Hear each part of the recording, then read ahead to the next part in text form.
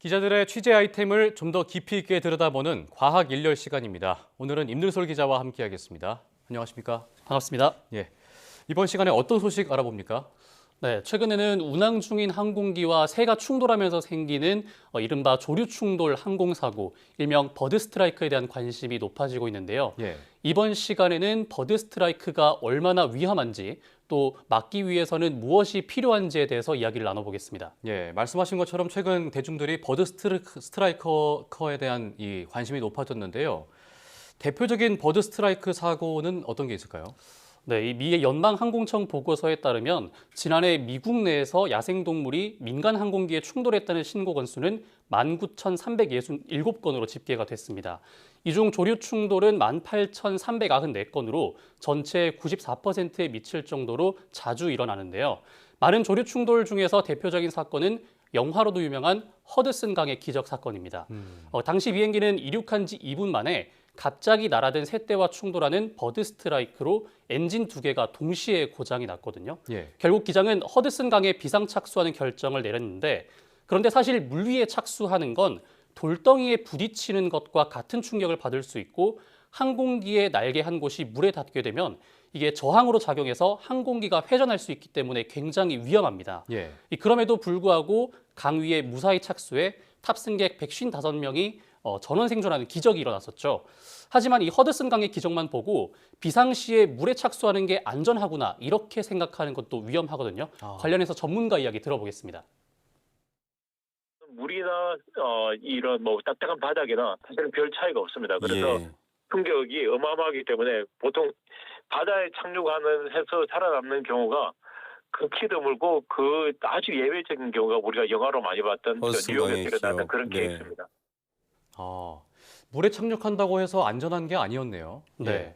근데 사실 비행기는 좀 튼튼해 보이기도 하고 또 크기도 크기 때문에 작은 새와 충돌한다고 해서 이게 큰 충격이 있을 것 같지는 않았거든요. 버드 스트라이크의 위력은 어느 정도로 되는 거죠?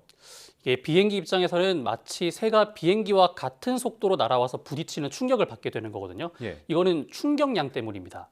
질량과 속도에 비례하는 물체 운동량의 변화가 고스란히 이게 충격량으로 작용하게 되는 거죠. 조금 더 자세하게 말씀을 드리면요. 예. 이착륙 평균 속도인 시속 280km로 비행 중인 기체에 1kg 정도의 새가 부딪히면 약 5톤의 충격이, 7kg 정도의 대형 철새와 부딪히면 15.6톤의 충격을 받게 되는 겁니다.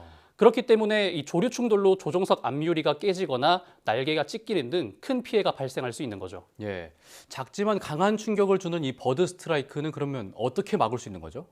사실상 비행기 입장에서는 갑자기 날아오는 새를 급하게 피하는 것은 쉽지가 않습니다. 예. 이 새는 습성상 자신의 경계 범위를 약 30m로 보고 물체가 가까이 다가와야 도망치기 때문에 빠르게 다가오는 비행기를 미리 피하는 게 어려운 거거든요. 예. 그런데 이 대부분의 조류 충돌 사고는 이착륙 과정에서 발생하기 때문에 이때 미리 새들을 잘 쫓는다면 조류 충돌을 줄일 수는 있긴 합니다. 현재 국내 공항에서 조류를 쫓을 때 가장 많이 사용하는 방법은 큰 소리를 내서 새를 놀라게 하는 건데요. 예. 총소리를 통해서 조류를 쫓거나 맹수나 맹금류 소리를 틀어서 활주로 부근의 조류를 쫓는 거죠. 이 또 새들이 밝은 빛을 무서워하는 습성을 이용하는데, 이와 관련해서도 전문가 이야기 들어보겠습니다. 항공기 자체는 이륙과 착륙 단계에서 라이트들을 전부 킵니다. 그래서 새들이 큰 불빛을 보면은 회피해가는 성향들이 있기 때문에 또 다른 방법들이 있는데요. 예를 들어서 영토를 지키려는 본능이 강한 새에게는 천적의 새소리가 녹음된 테이프를 틀어주거나 화약을 터뜨려 강력한 자극을 전달합니다. 반면 호기심이 강한 새는 경고음 사이렌을 울리거나 레이저 조명을 쏘는 등 약간의 자극만 줘도 다른 곳으로 보낼 수 있는 건데요. 예. 이외에도 20kHz 이상의 높은 주파수를 이용하거나 공항에 자주 출몰하는 새 먹이를 방제 작업을 통해 이렇게 원천적으로 차단할 수 있기도 합니다. 그럼 이렇게 소리를 이용하거나 막는 방법들 말고 기술적으로 버드 스트라이크를 막는 방법이 또 필요해 보이는데 어떤 것들이 있습니까? 네, 맞습니다. 네덜란드 같은 경우에는 매를 닮은 드론 로봇을 이용해서 새를 쫓기도 하는데, 예. 현재 많이 쓰고 있는 건 레이더인데요. 화면을 보면서 설명을 해드리겠습니다. 현재 미국과 유럽 등 대부분의 공항에서 운영 중인 레이더인데요. 이 레이더는 공항 12km 반경 내 조류의 움직임을 탐지합니다. 야간에도 방향과 속도, 고도까지 추적해 조종사가 미리 대비할 수 있는 건데요. 관련해서 전문가 이야기 들어보겠습니다. 각 기지별로 약 10건에서 20건 정도의 조류 충돌이 발생하고 합니다. 하지만 서산 공군기지에는 타 기지에 비해서 조류가 수만 배, 적어도 동계에는 30만 마리가 서식을 하고 있는데 어떤 해는 조류 충돌이 한 건도 발생하지 않을 정도로. 그런데 우리나라에서는 조류를 쫓는 레이더 같은 시스템이 부족한 상황인데요.